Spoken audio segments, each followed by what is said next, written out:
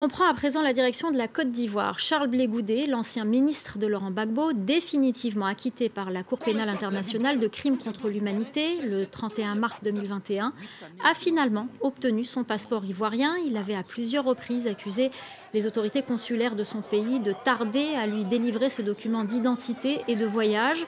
Pour l'instant, Charles Blé Goudé n'a fixé aucune date de retour. La correspondance à Abidjan d'Anan Ferjen.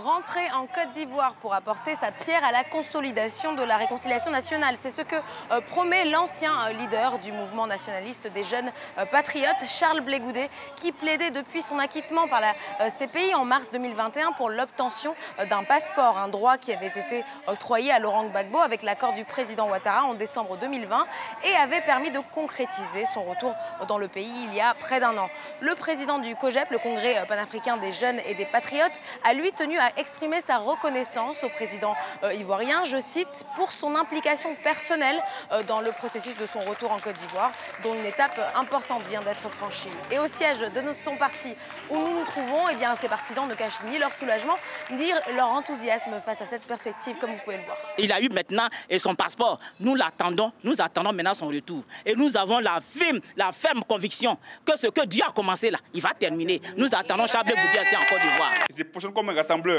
Il vient bon pour réunir le cœur des Ivoiriens. Et nous sommes prêts à l'attendre pour l'accompagner dans cette voie-là. Bientôt, nous allons approcher donc les autorités ivoiriennes pour qu'ensemble, nous puissions décider des décisions pratiques pour son retour en Côte d'Ivoire. Je rappelle que Blé Goudé avait été arrêté en 2013 au Ghana avant d'être transféré à la CPI en 2014.